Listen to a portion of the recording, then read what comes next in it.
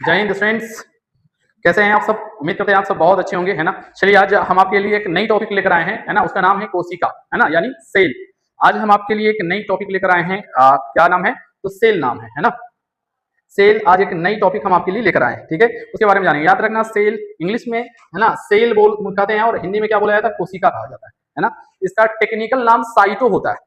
कोशिका का टेक्निकल नाम, सेल का टेक्निकल नाम जो होता है वो होता है साइटो। टेक्निकल नाम क्या होता है? साइटो।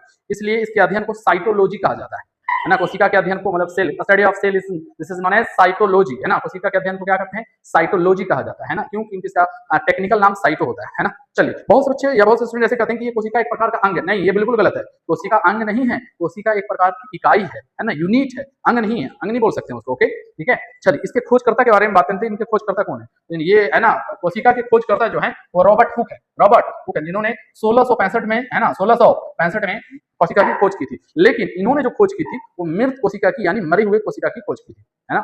मरे हुए कोशिका की खोज की थी। लेकिन खोजकर्ता कौन है? तो रॉबर्ट हुक है, जिन्होंने 1665 में खोज की थी। चलिए, जीवित कोशिका की खोज की, तो जीवित कोशिका की खोज है ना, लीवेनहॉक ने किया था।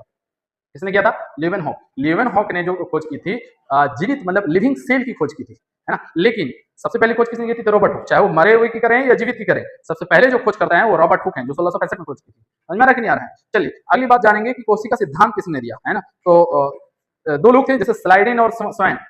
दो वैज्ञानिक, स्लाइडेन और स्वैन। स्लाइडेन और स्वैन। स्लाइडेन का क्या कहना था? जितने भी वनस्पति यानी पेड़ पौधे हैं वो सूक्ष्म जीव से बने होते हैं, छोटी छोटी कोशिकाओं से मिलकर बने होते हैं। ये बात कौन कह रहे थे? स्लाइडेन ने बताई, है ना। दूसरी बात कि स्वान ने क्या कहा? स्वान ने ये कहा कि जितने भी जीव जंतु वो भी छोटी छोटी कोशिकाओं से मिलकर बने हुए हैं। बोथ आर सेम, दोनों तो बात बराबर कर रहे हैं। पौधे जो बने हुए हैं छोटी छोटी कोशिकाओं से मिलकर बने हुए, और जीव जंतु जो बने हुए हैं किससे बने हुए? छोटी छोटी